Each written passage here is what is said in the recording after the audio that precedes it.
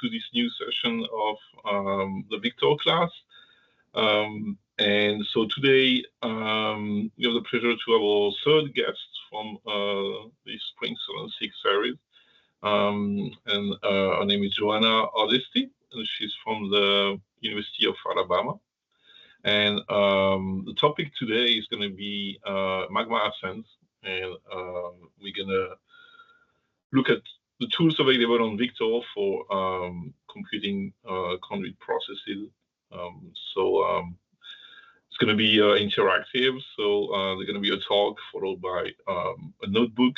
So pretty similar to previous sessions. So please have Victor running on your computer open, so then we can all do the activities that Joanna prepared for us. So yeah, I'll leave it to you, Joanna. Thank you. Yeah, we can see your screen. Okay, can you see the slides? Everything is good? Yep. Okay, great. Perfect. Then I will get started.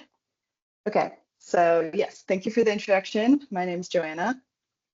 Today I will be talking about modeling magma ascent in conduits.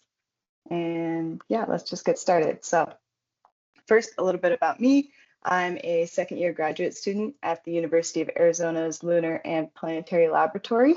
My dissertation research involves conduit modeling with Confort 15.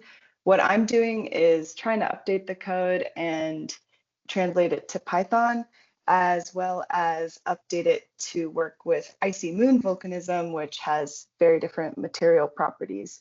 And I'm working with Anat on that project too. So happy to be here. So let's just get into it. Many parameters that govern an eruption, exit velocity, mass flux, whether the magma fragments are set in a conduit that we can only study through eruptive products rather than during an eruption. As magma ascends, pressure decreases and volatile solubility drops. Bubbles nucleate and grow, the melt loses dissolved water, viscosity increases, and volatile exsolution promotes crystallization, which further increases viscosity. And these processes are all happening simultaneously in a feedback loop, culminating in the mixture either fragmenting explosively or outgassing and flowing effusively. No analytical solution currently exists for this problem, so numerical models are our best tool for understanding it. So two numerical models I'll focus on today: ConFlow, published by Larry Maston in 2000, and its updated successor, Confort 15, published by Campagnola et al. In 2016. ConFlow was initially designed with accessibility as its priority. That accessibility made it widely used and it was a good teaching tool, but its rheological parameterizations have real limitations. The Shah 1972 viscosity that it uses, it fails for peralkaline compositions. And the Einstein-Roscoe crystallization rheology ignores crystal shape and breaks down above about 30% crystal volume percent. There was also no way to connect textural observations from the actual eruption. So Confort 15 was designed to address all of these, but it kept the same base integration architecture and tried to keep the same accessibility. It runs on any platform with a Fortran compiler and is accessible through Victor, which is great. A typical run of Confort 15 takes about 10 to 30 seconds. So before we look at the equations, here are the main assumptions of this model. Confort 15 assumes steady state. It represents a snapshot of a sustained eruption, not the startup or shutdown processes. It's one-dimensional, meaning properties are averaged across each cross-section, and there's no heat loss through the conduit walls, and the only volatile is water. all of the phases, melt, crystal, gas, share the same velocity, pressure, and temperature at any given depth. Phases are tracked separately for density and viscosity, but they move together as a single mechanical fluid. So gas can't slip past the melt or escape through the conduit walls. This makes the code quasi-multiphase, but not truly multiphase. This is well justified for high viscosity explosive eruptions, which is what Confort 15 was designed for, but it means the model cannot capture permeable outgassing or gas segregation, and that's a difference that more recent models sometimes account for, and we'll come back to that. So in reality, eruptions violate all of these to some extent, but these models are still very useful. As Larry Maston put it, conduit models are most useful as tools for understanding how eruption characteristics change as parameters vary, not as eruption predictors for the future. So now that we understand a little bit about how Confort 15 works, we can compare it against some similar models. The general approach across these models is the same. Specify conditions at the vent. Specify conditions at the base, and then integrate upward until they find a solution that satisfies at the vent. And what varies for each is which processes are included and how accurately they're represented and how accessible the model is. The last point is important. If a model requires complex computational fluid dynamics or contacting the authors to get the code, many researchers will never actually end up using it. So this table shows where some modern conduit models sit. Confort 15 and Magma are similar in setup, both Fortran 90 with text file inputs. Magma adds H2O and CO2 and permeable outgassing. And both Confort 15 and Magma are available in Victor, which is great. Beyond that, the Lespina model I included is a transient model, so it handles time varying eruptions, and Magma foam is an example of a more complex modern model. It's a full computational fluid dynamics code.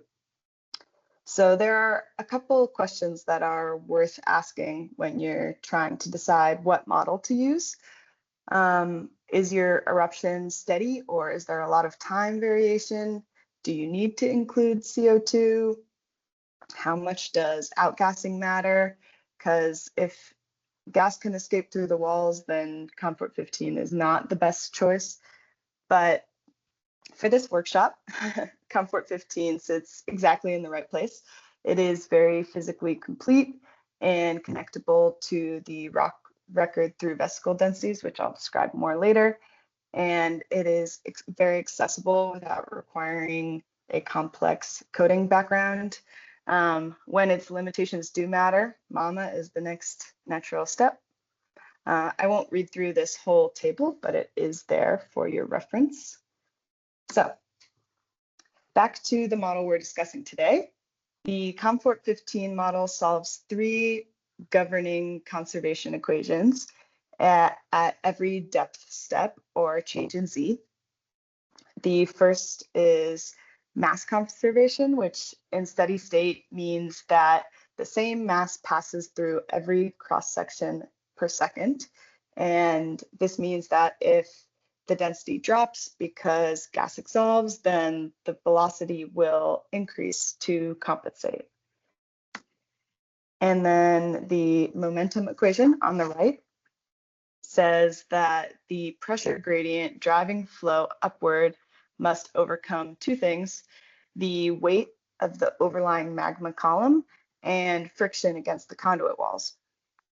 The friction term incorporates viscosity effects, So higher viscosity means more friction, lower pressure, more degassing, deeper fragmentation. Viscosity is the most important material property in this equation. Combining and rearranging the mass and momentum energy conservations equations gives us the code that gives us the equation the code integrates at each step. The numerator contains pressure losses from gravity and friction. The denominator is 1 minus the Mach number squared, and that is the most important feature of this equation. As the accelerating mixture approaches the speed of sound in a conduit, this denominator approaches 0 and the pressure gradients become enormous. The mixture has a speed limit, essentially. In a cylindrical conduit, the speed cannot exceed Mach 1. It exits at sonic velocity with pressure still above atmospheric, then decompresses explosively above the surface. This is called choked flow, and it has an important implication. Exit velocity is set by sonic conditions, not by viscosity. So viscosity controls mass flux and fragmentation depth far more than it controls how fast the mixture leaves the vent. This is one of the most important and potentially counterintuitive results the model gives us. The choked flow concept is very important. So yes, that's a good thing that this model includes. So next is energy conservation. And as the mixture rises, changes in kinetic energy and elevation modify the enthalpy. And from that, we can recover temperature at each depth using thermodynamic relations for the melt and water vapor. Temperature matters because it feeds directly into viscosity, and viscosity feeds back into the momentum balance. So at every integration step, the model is simultaneously updating density, velocity, Mach number, viscosity, and dissolved water content. It's a tightly coupled system, which is why analytical solutions don't exist for realistic cases. All right, so these are the parameters we can adjust. Most of them matter primarily because of how they feed into viscosity, but conduit geometry is the exception. Diameter and length feed into the momentum balance more directly, controlling frictional pressure loss. The composition is specified at the level of individual oxides and crystal phases, each with their own density and aspect ratio. So you can input exactly what you measured rather than approximating just a generic magma type. Okay, I'm going to take a sip real quick.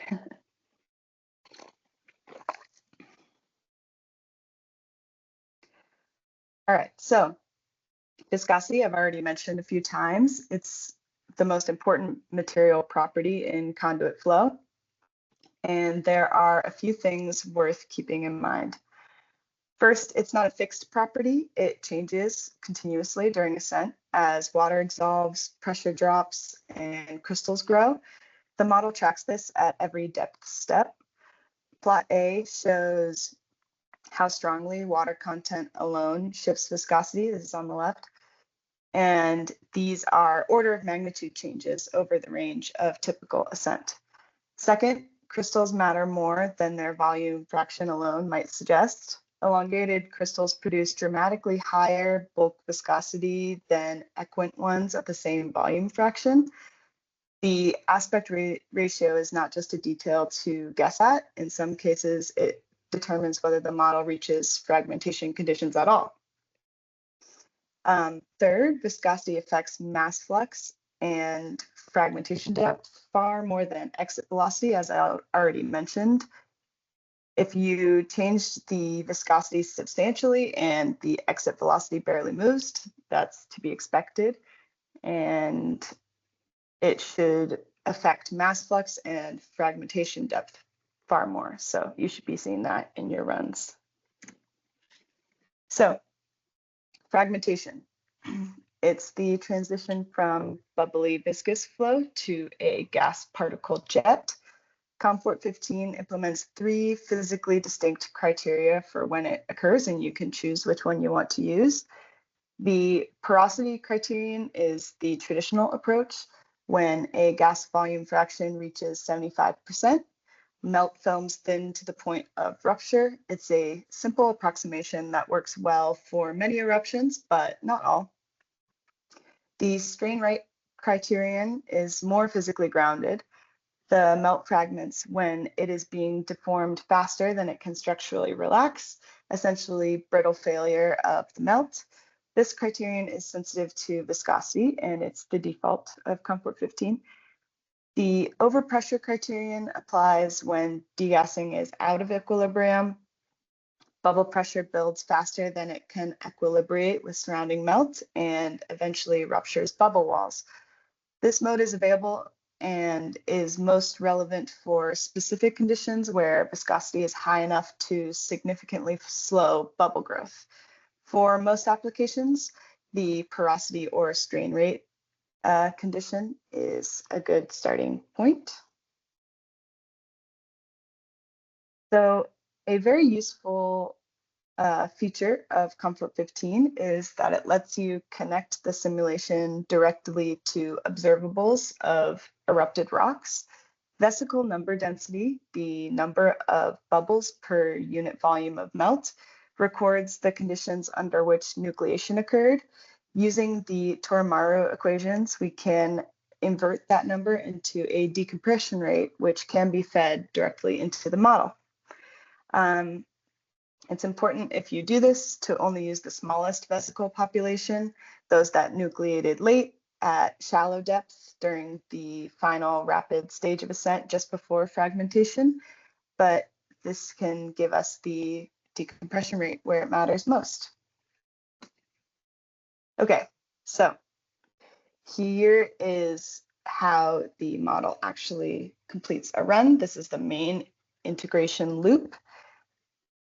The pressure gradient we saw earlier is an ordinary differential equation in depth. So at each step, knowing pressure, we can calculate density, velocity, viscosity, and Mach number, which gives us the pressure gradient, which gives us the pressure at the next step.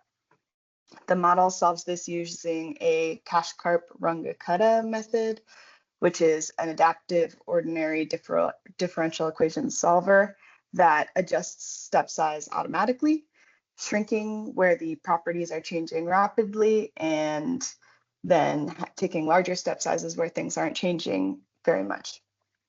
So these step sizes would be very small near fragmentation, where viscosity and other things can drop a lot over just a few meters. At every step, the code tests whether the fragmentation criterion has been met. If not, it continues upward with the same viscosity equations. If yes, it switches to a post-fragmentation viscosity and continues upwards towards the surface. And then it also checks if the vent boundary conditions have been met, either Mach 1 or atmospheric pressure. If not, it adjusts the initial velocity at the base and runs the whole thing again. It repeats until the boundary condition is met. A typical run takes 10 to 30 seconds. So here is what some inputs and outputs of Confort 15 look like using the Etna 122 BC results from Campagnola et al. 2016. We will be doing this for the activity as well, so you'll see this again.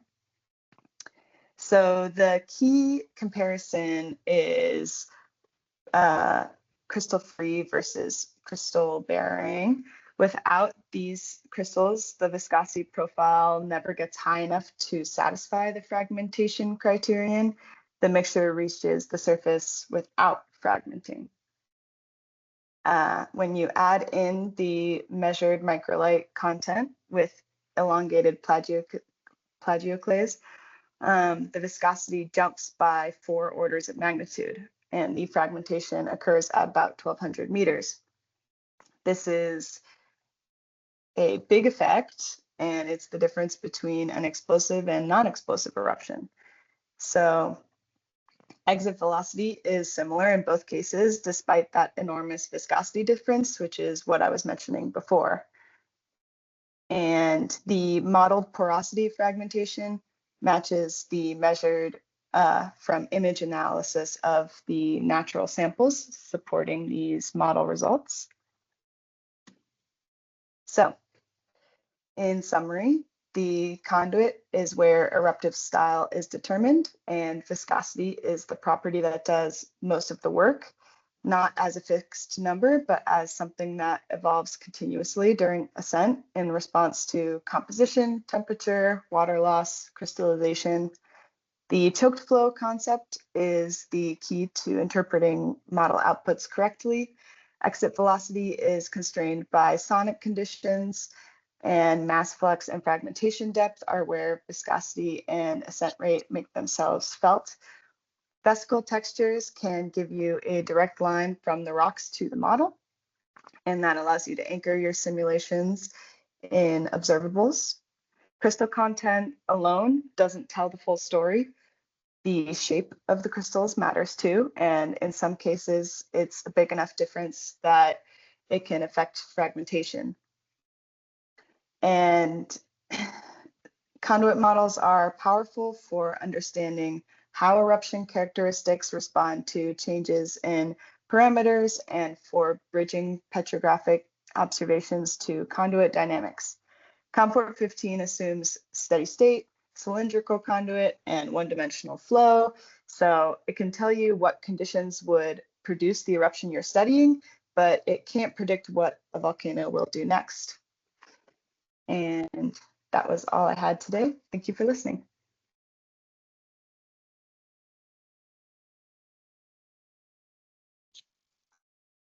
Thanks, Joanna. That was very comprehensive overview of the model. Really good. Is there any questions so far before we start the notebook activity?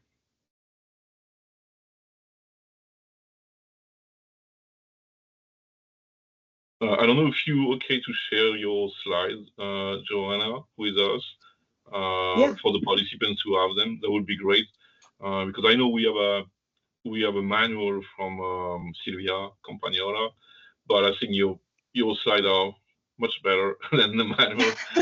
I think it covers a lot of things that the manual don't. So yeah, it would be great. Yeah, I'm happy to share. I can share the slides after the session. Cool. No questions so far? Right. So I guess we can move to the notebook activity. Okay, I think I have it up. Okay. All right. So yeah, so the notebook is located into the shared folder on the week 9, I think, folder.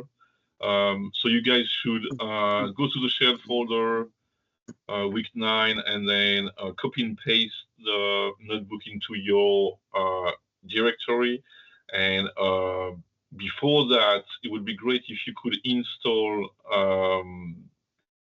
Confort using the Victor setup command. So if you just open a terminal and type Victor space setup, and then in the list of models, you should see Confort 15, which is in my list is number 3, so it should be the same for you guys. So model number 3. So just type 3 and enter, and it should install a new folder on your home directory that is called Conflow. And then what you're going to do once you have that is to copy and paste the notebook from the shared folder into that Conflow folder.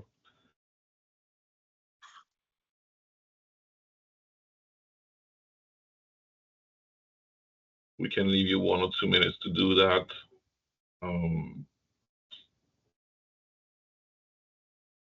Yeah, and so I think when you all do this, you'll need a slightly different path than the one that I have here, I think. Yeah, I think we just changed it. So if Yeah, you I think. copy the notebook, yeah, if you copy the notebook in the Confort folder, it should have the correct executable path. Yeah. Okay. Cool. Yeah, so don't worry if yours is it says a different thing at the top here than mine.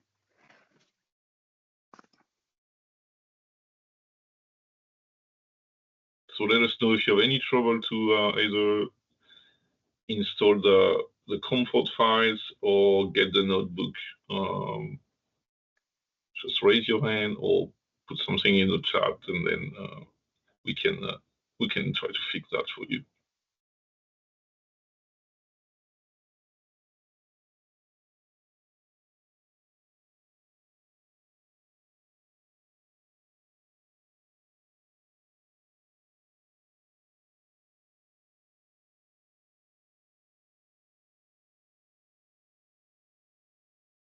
Maybe somebody can let us know if they have it all working too. Oh yeah.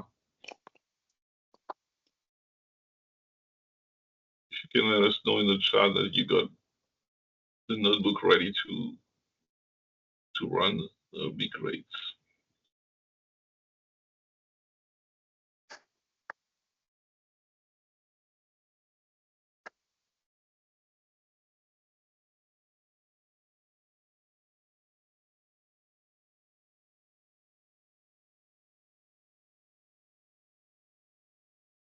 So yeah, while people are doing that, you can see on my screen, here's just a list of all of the parameters that Confort 15 can return to you. So these are the choices that you will be able to make depending on which parameter you're most interested in seeing from the model.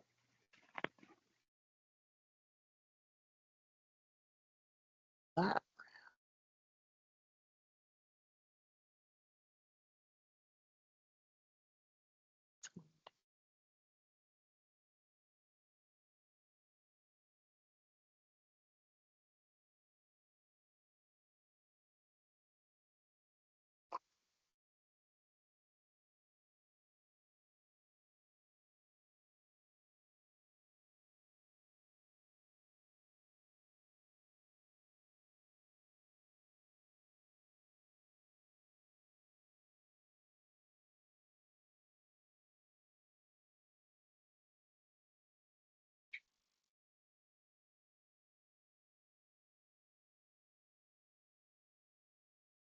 All right, Karen. So make sure that you copy and paste the notebook into the Conflow folder. So you will have to like double click on the Conflow folder and then copy and paste the notebook in there where the executable file is called Conflow.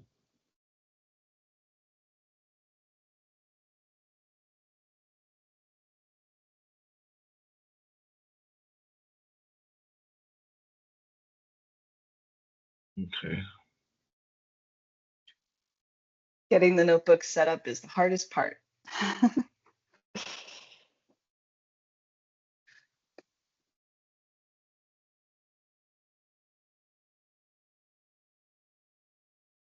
So Karen, do you see the following line? I just copy and paste in the chat the following line, the line for the executable path. Do you see that in your notebook?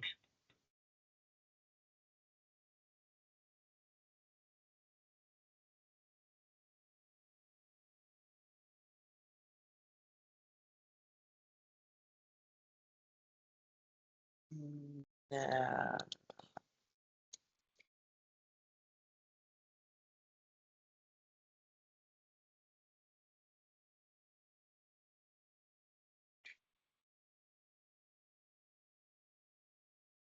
Okay, so if you just copy and paste the line that I just put in the chat and replace it in the first cell after executable equal, then you should be fine.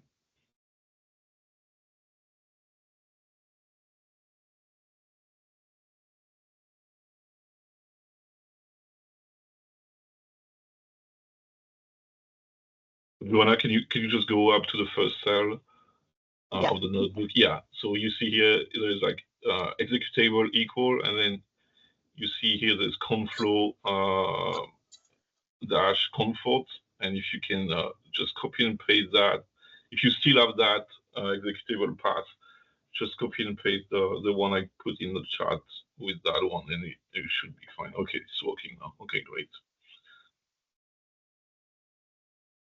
All right, so Okay. I guess we can start. Yeah. Okay, so I'll just talk through this notebook a little bit. So you can pick up to 7 variables at a time. And to change which ones you would choose from this list up here, you just change the numbers in choices right now. And this all headers is all of the options of what it will be called. So if you want to call back the data, you will use these labels. And then there are a couple of functions here at the top that just help this notebook read the output file from Confort 15, and then also figure out what the fragmentation depth is. And these just help write the input file for Confort 15. And then here's the big function, because Confort 15 takes text files as input, and it needs those text files to be in a very specific formatting. Things even like the number of spaces in the file is how it parses it. So it is very picky about how it takes in your input file, and this function should make an input file that it likes. Okay, and then here is our actual first activity. I should be running these as I talk. Hold on.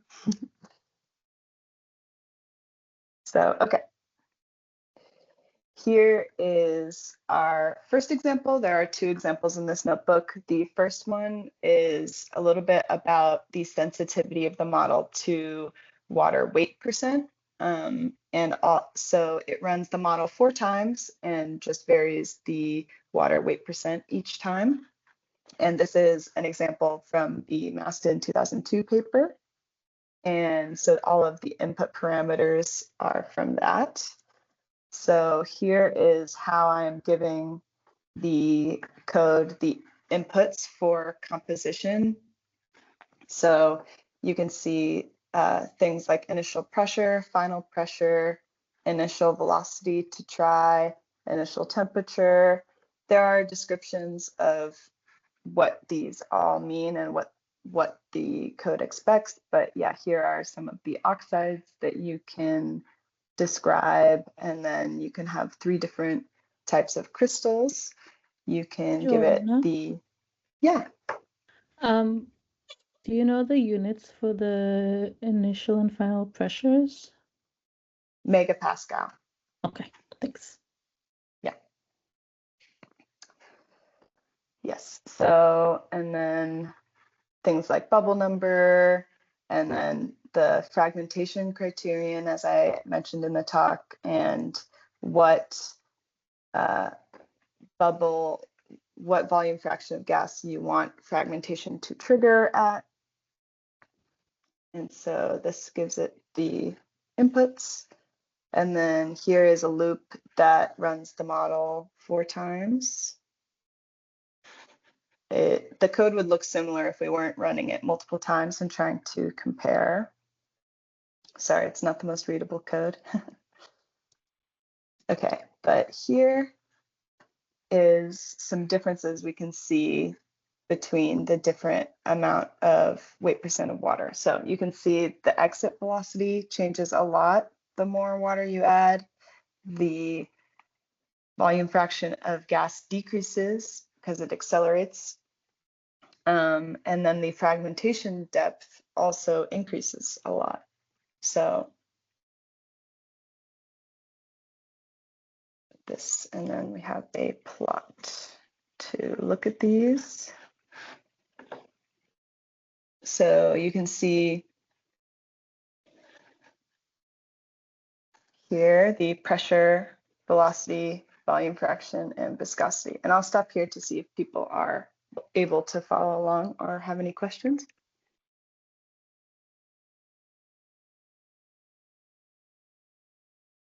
Can't see the chat, but I'm hoping other people can see the chat. Yeah, nothing right now in the chat. Okay. I'm Great. running it as well. I didn't have any issues, so it's running well. Okay, great. Yeah, so you can change which factors that you want it to return and what this code will plot. You'll have to change the plot variables here, as well as changing the choices above that I showed you before.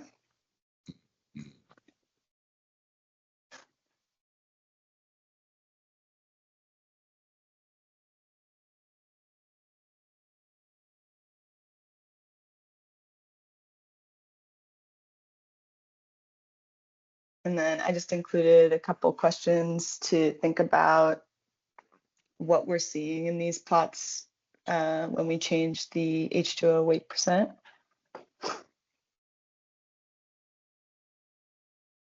And then, okay. And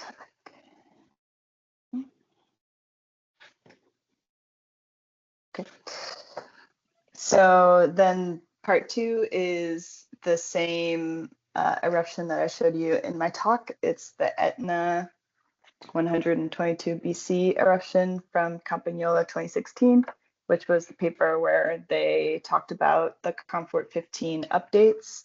And this is the composition that we are giving it, just like we did for the other example.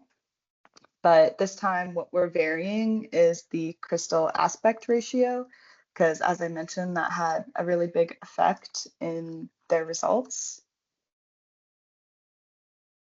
So I just gave it the composition, and here's the same loop that runs the code 4 times. You can see there are some outputs that the code gives you some information about what it's doing. And then here's, okay, so here's crystal aspect ratio. And then we can see that it affects the exit velocity and volume fraction of gas a lot. And you can see here that the lower crystal aspect ratios do not fragment, so it just gives you not a number. And that's because the volume fraction of gas didn't hit that 75% threshold.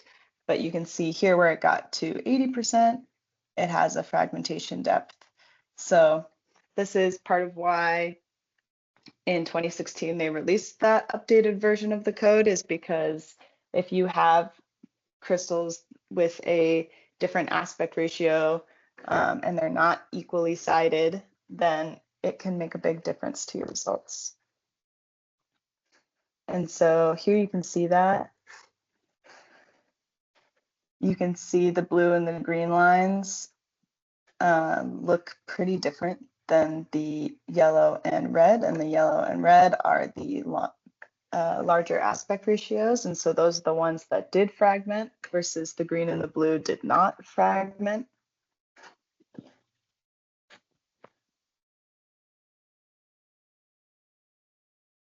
Any thoughts or questions about that?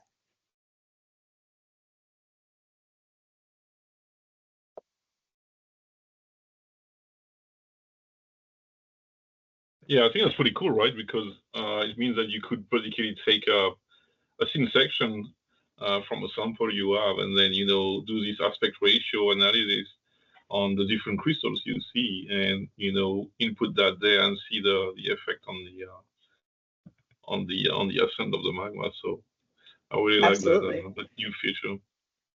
Yeah, it's a great feature, and it, as we can see, it can have a big effect. So it's a good thing to include in the model. So Karen is asking how our aspect ratio defined. Aspect ratio equal 1 means spherical, right? And then so when you increase the aspect ratio, the more elongated your crystals are. Exactly, yeah. So it's So that would mean like for aspect ratio 8, it's 8 times as long as it is wide. It's like a long elongated crystal, whereas 1 would be like equal sided.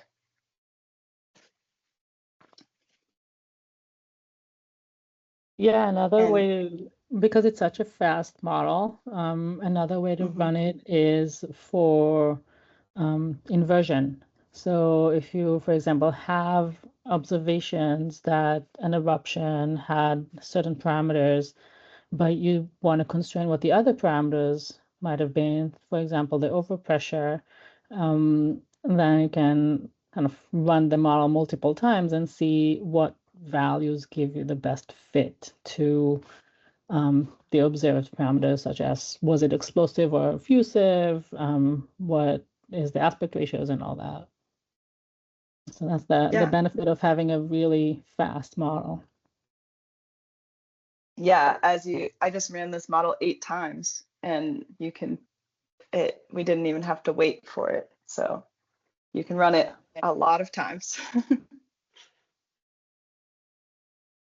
Yeah, because Yeah, once you question start for inverting you. for multiple parameters, the number of runs you have to do grows really fast, even if you do like a simple grid search. So there's ways to make that more efficient with inversion algorithms like Monte Carlos and others. But it's in all of them, it's important to have a fast model.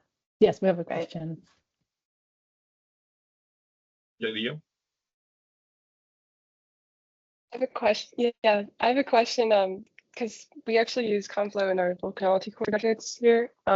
And so I'm just curious, would you think Confort would have like a steeper learning curve in terms of using it if we were to like adapt it to the labs, and how feasible would that be to? Because I mean, with coding background, I can see this being feasible, but I'm not every student would have that. So I'm curious about that. So are you currently using the version with the GUI? Is that what you guys are using? Yeah, I believe so. Okay. Yeah, so I think if you have a well enough designed Python notebook, it should be pretty simple. The only other thing is that you have to make sure that the computer that it's on can compile Fortran. So sometimes that takes a little bit to set up initially, but if you have somebody who understands coding who can set it up initially, I think it is pretty easy to use. There's another notebook example on Victor, like sort of their default Conflow notebook, and I think that one's set up more simply than the one I have here. So I think this coding looks a little bit more complicated because I'm trying to plot like a bunch of things together and compare all of them and run it multiple times, varying the inputs, but it can be coded a lot more simply. And then I think it's pretty easy and straightforward to run. You just really give it the input file and change the composition. So I would say it can be pretty easy, but it depends on what you think easy is. Yeah, if you have a kind of a lab manual that says step by step what the variables are changing and what's going on, then Sophia and Sam are well versed in setting things up for that in Victor and producing a notebook that then your users don't even have to install anything and they can just log into Victor and use that. So we can reach offline and we'll help you deal with that. That's a great idea. Thank you. Yeah, just wanted to add that, I mean, the great thing with the notebook is that, you can look at all the parameters. So for example, if you want to, like what Enad was saying, if you want to do an inversion of one parameter, then, the notebook is perfect for that because you're going to go into the list of inputs and then, you're going to see which parameter you really want to investigate. Having a GUI, you cannot really do that, right? Because then you're forced to like follow whatever interface is set up for you, and you're missing a lot of parameters that are actually in the model, but they are hidden somehow, just to make it easier. So I think GUI are good, like for teaching, for example, these are great tools. But when you want to do research, I think the notebook format makes much more sense. Yeah. Yeah, it's also a lot easier for automation if you do want to do something like Anat was describing, where you're running multiple runs or doing even what we did here in a GUI, you have to enter it every time. So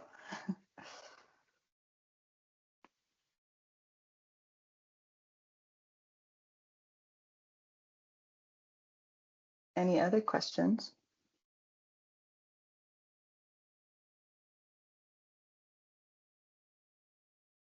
I had a question for you about the volatile diffusivity. How do you get this parameter?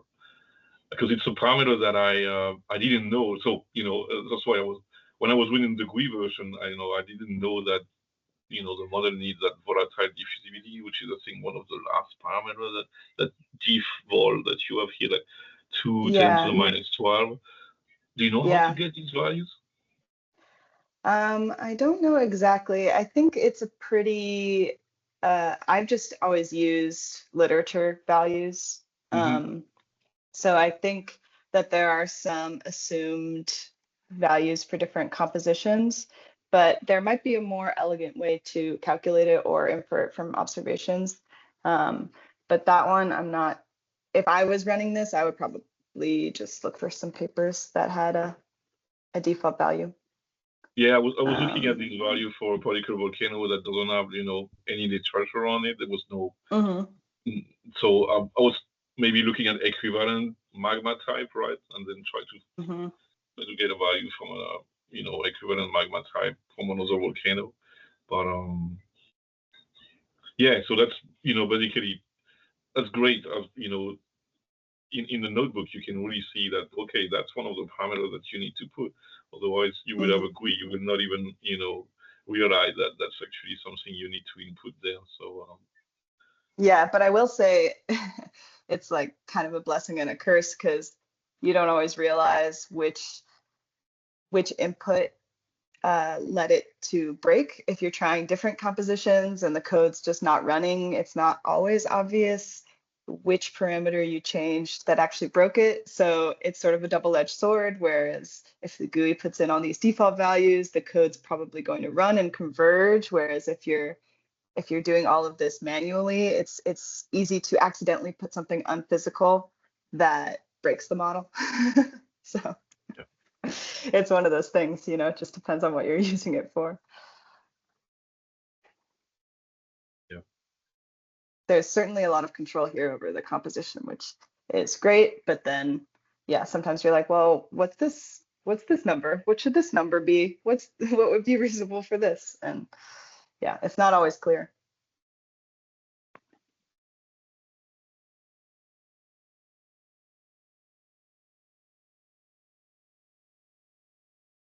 Right. Any questions? Any comments from?